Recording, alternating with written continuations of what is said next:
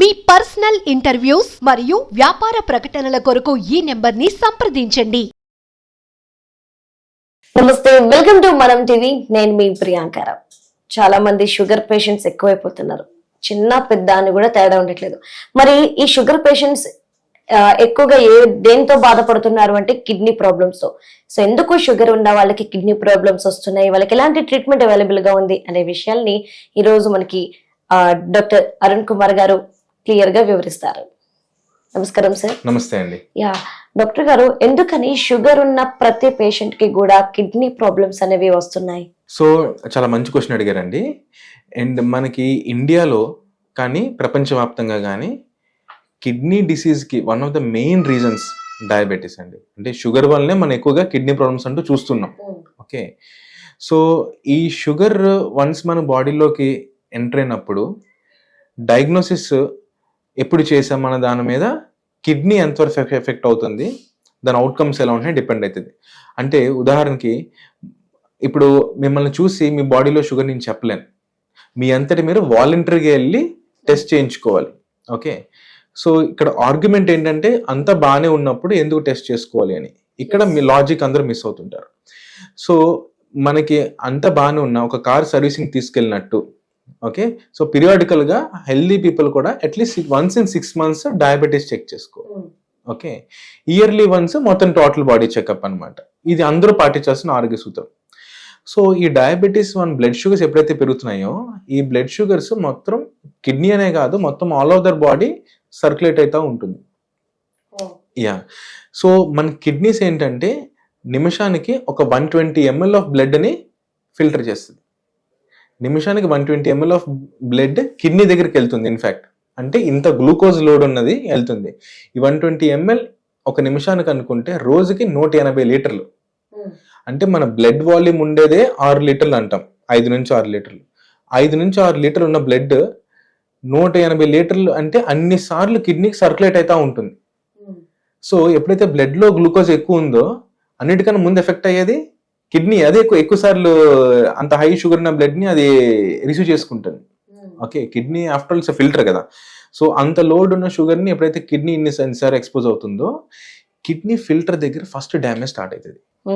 Okay, kidney filter అంటే అందులో ఎన్నో ప్రాపర్టీస్ ఉన్నా సింపుల్ అందరికి అర్థమయ్యేటట్టు మన కాఫీ ఫిల్టర్లో ఊహించుకోవచ్చు. అందులో కూడా స్మాల్ హోల్స్ ఉంటాయి. ఆ హోల్స్ నుంచి మనకి కావాల్సిన ఇంప్యూరిటీస్ ఏవైతే వేస్ట్ మెటీరియల్ ఉన్నాయో ఆ ఫిల్టర్ అయిపోయి యూరిన్ నుంచి వెళ్ళిపోతాయి. ఇంపార్టెంట్ ప్రోటీన్ మాలిక్యూల్స్ కానీ హెమోగ్లోబిన్ మాలిక్యూల్స్ కానీ అది మాత్రం ఫిల్టర్ కాకుండా మళ్ళీ బ్లడ్ సర్క్యులేషన్ లో బ్యాక్ వెళ్ళిపోతాయి. ఎప్పుడైతే ఈ గ్లూకోజ్ కూడా ఒక మాలిక్యూల్ కింద ఊహించుకుని ఈ ఫిల్టర్ దగ్గరికి వెళ్తూ ఒక రకమైన స్ట్రెస్ క్రియేట్ చేస్తుంది ఫిల్టర్ మీద. అంటే ఇన్ఫాక్ట్ ఈ స్ట్రెస్ కాస్త డ్యామేజ్, ఈ డ్యామేజ్ కాస్త అల్టిమేట్ గా ఒక రకమైన ఇన్ఫ్లమేటరీ క్యాస్కేడ్ అంటాం. ఓకే, ఎప్పుడైతే డ్యామేజ్ అయిందో మనకి ఎప్పుడైతే దెబ్బ తగిలిందో ఫస్ట్ డే జస్ట్ చిన్న గీత ఉంటుంది, సెకండ్ డేకి వాపు వస్తుంది, థర్డ్ డేకి ఇంకా వాపు ఎక్కువ అవుతుంది, తర్వాత క్రస్ట్ ఫామ్ అవుతుంది. ఇలాగా ఎప్పుడైతే డ్యామేజ్ లో కూడా ఈ గ్లూకోజ్ మాలిక్యూల్ ఫస్ట్ ఎప్పుడైతే స్ట్రెస్ క్రాస్ చేస్తుందో ఈ గ్లూకోజ్ మాలిక్యూల్స్ కి అడిషనల్ గా వేరే ఇన్ఫ్లమేటరీ మాలిక్యూల్స్ కూడా వచ్చి ఆ ఫిల్టర్ ని డ్యామేజ్ చేయడం స్టార్ట్ అవుతాయి. ఇది ఎప్పుడు నుంచి స్టార్ట్ అవుతుంది? Day 1 నుంచి స్టార్ట్ అవుతుంది. అంటే diabetes high blood sugar levels ఎప్పుడైతే మీ బాడీలోకి ఎంటర్ అవుతున్నాయో అప్పటి నుంచి ప్రాసెస్ అనేది స్టార్ట్ అయిపోతుంది. సో అందుకని మనం డయాబెటీస్ ని ఎంత ఎర్లీగా డయాగ్నోస్ చేసుకుంటాము అంటే ఎవ్రీ 6 months చేసుకోవడం వల్ల మనం అట్లీస్ట్ 1-2 months లో మనకు తెలిసిపోతుంది. సో దీనికి ఏ టెస్ట్ చేయించుకోవాలి? ఎగ్జాక్ట్లీ. సో డయాబెటీస్ మనకు ఫస్ట్ చేసుకోవాల్సింది ఫాస్టింగ్ బ్లడ్ షుగర్, బ్రేక్ఫాస్ట్ చేసిన 2 hours తర్వాత షుగర్, 3 months యావరేజ్, అలాగే కంప్లీట్ యూరిన్ ఎగ్జామినేషన్. ఓకే, ఇది చేసుకుంటాం. సో దీంతో ఎర్లీ డయాబెటీస్ డయాగ్నోస్ చేసుకుంటాం. ఇప్పుడు డయాబెటీస్ వచ్చిన పేషెంట్కి అలాగే నాన్ డయాబెటిక్ పేషెంట్ ఇప్పుడు కిడ్నీ డ్యామేజ్ అనేది తెలుసుకోవాలి అనుకుంటే కిడ్నీ ఫిల్టర్ డ్యామేజ్ అయితే మొట్టమొదటి వచ్చే సైన్ అందరూ అనుకున్నట్టు క్రియాటిన్ పెరగదు. ఫస్ట్ సైన్ ఆల్బుమిన్ అనే ప్రోటీన్ మాలిక్యూల్ యూరిన్ లో కనిపిస్తుంది. This is the first sign. అంటే దీన్ని మైక్రో ఆల్బుమిన్ అంటాం అన్నమాట. అంటే స్మాల్ ప్రోటీన్ మాలిక్యూల్స్ ఎప్పుడైతే కిడ్నీ ఫిల్టర్ డ్యామేజ్ అయిందో హోల్ కొంచెం పెద్దదైందో ఈ micro albumin levels first urine లో కనిపిస్తాయి. అంటే ఈ పర్సన్ కి కిడ్నీ డ్యామేజ్ అనేది స్టార్ట్ అయింది అని. ఇక్కడ నుంచి అసలు స్టోరీ ఒక 6 months కి తర్వాత ఇది మైక్రో ఆల్బుమిన్ కాస్త మ్యాక్రో ఆల్బుమిన్, తర్వాత క్రియాటిన్ పెరగడము, సో బై ద టైం మన క్రియాటిన్ పెరిగేటప్పటికి మోర్ దెన్ 50% కిడ్నీ డ్యామేజ్ అయిపోయి ఉంటుంది. ఓకే, ఎందుకని కిడ్నీ డ్యామేజ్ అంటే sugar patients main kidney damage అయ్యి ఒక 50-60% వచ్చిన తర్వాత ఎందుకు బయటపడుతుంది? యా, సో మనకేంటంటే బాడీకి ఒక కౌంటర్ రెగ్యులేటరీ మెకానిజం అని ఒక రిజర్వ్స్ అన్నీ ఉంటాయన్నమాట. సో ఫర్ ఎగ్జాంపుల్ మనం ఫాస్టింగ్ ఉన్నారు, మార్నింగ్ బ్రేక్ఫాస్ట్ చేయలేదు, మధ్యాహ్నం మీరు పడిపోతారా? పడిపోరు. రాత్రి వరకు తినకపోతే రాత్రి పడిపోతారు. సో ఒక టాలరెన్స్ పవర్ అని ఉంటుంది. అలానే మన కిడ్నీలో ఉండే సెల్స్ కూడా ఎలా డిజైన్ చేయబడి ఉన్నాయంటే ఒక 50% సెల్స్ పనిచేయకపోయినా మిగిలిన 50% సెల్స్ ఏవైతే కిడ్నీ సెల్స్ ఉన్నాయో అవి ఆ వర్క్ని అకామిడేట్ చేసుకుని వాటి వర్క్ కూడా ఇవి చేసుకునే స్ట్రెంగ్త్ ఉంటుంది కిడ్నీకి.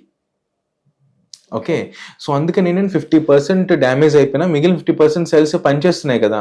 సో మన బాడీ లోడ్ని కానివ్వండి, ఆ వేస్ట్ ఎక్స్క్రిషన్ కానీ ఇవి చేసేస్తాయి.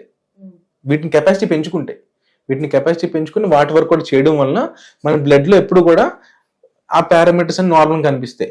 వన్స్ బియాండ్ దట్ కెపాసిటీ ఆ రీనల్ రిజర్వ్ కూడా పోయి ఎప్పుడైతే ఈ ఉన్న సెల్స్ కూడా ఆ లోడ్ని తట్టుకోలేకపోతున్నాయో దీన్ని హైపర్ ఫిల్ట్రేషన్ అంటాం అనమాట. సో హైపర్ ఫిల్ట్రేషన్ అంటే ఈ హైపర్ అంటే ఎక్కువ కదా, సో ఉన్న సెల్స్ ఎక్కువగా ఫిల్టర్ చేస్తుంటాయి ఎందుకంటే మిగిలిన సెల్స్ పని చేయట్లేదు కాబట్టి. ఈ హైపర్ ఫిల్ట్రేషన్ కూడా కొంతకాలం జరిగిన తర్వాత ఈ పనిచేసే కూడా ఎంతకాలం మోస్తాయి, అవును, అవి కూడా ఇట్ స్టార్ట్స్ గివింగ్ అప్. అప్పుడు మనకి సిమ్టమ్స్ కానివ్వండి, సైన్స్ కానివ్వండి తెలుస్తుంటాయి అన్నమాట. ఓకే, సో షుగర్ పేషెంట్స్ కి కిడ్నీ డ్యామేజ్ అయితే కనుక ఎలాంటి ట్రీట్మెంట్ మనకి అవైలబుల్ ఉంది అండ్ ఏ స్టేజ్ నుండి స్టార్ట్ చేస్తే ఎంత రిజల్ట్ ఉంటుంది? యా, సో ఇందాక మీకు చెప్పినట్టు first of all sugar control చేసుకోవడం మెయిన్ ప్రయారిటీ. ఓకే, అండ్ తర్వాత డైట్. సో డైట్లో మనకి ఏంటంటే diabetic diet, kidney diet almost 90% match అవుతుంది. ఓకే, రూట్ కాజ్ ఒకటే కాబట్టి. సో లో కార్బ్స్ తీసుకోవడము, ప్రోటీన్స్ కూడా ఏంటంటే యానిమల్ బేస్డ్ ప్రోటీన్స్ అవాయిడ్ చేసి వెజిటేబుల్ బేస్డ్ ప్రోటీన్స్కి వెళ్ళడము. ఓకే, సాల్ట్ కొంచెం తగ్గించుకోవడము, అండ్ వాటర్ మోడరేట్గా అంటే మన బాడీకి ఎంతవరకు అవసరమో అంతవరకు తీసుకోవడము. Okay, and pain killers avoid చేయడము. ఓకే, అండ్ దీంతో పాటు కొన్ని కిడ్నీ ప్రొటెక్టివ్ మెడికేషన్స్ ఉంటాయి. కిడ్నీ మీద స్ట్రెస్ పడకుండా ఇందా మనం మాట్లాడుకున్నట్టు ఆ ఇన్ఫ్లమేటరీ మిలియన్ తగ్గడం కోసం కొన్ని మెడికేషన్స్ అయితే ఉంటాయి. వీటన్నిటిని పెట్టుకోవడం వల్ల మన కిడ్నీ మీద ఫర్దర్ స్ట్రెస్ పడకుండా అట్లీస్ట్ ఈ డిసీజ్ ప్రోగ్రెస్ అవ్వకుండా మనం కొంతవరకు డెఫినెట్గా మనం చేసుకోవచ్చు. ఓకే, సో ఇంత కేర్ తీసుకుంటే మనం కిడ్నీని కాపాడుకోవచ్చు అంట. ఫస్ట్ ఆఫ్ ఆల్ షుగర్ రాకుండా కాపాడుకుంటే కిడ్నీని కాపాడుకున్నట్టే అయితే. Right, thank you so much sir.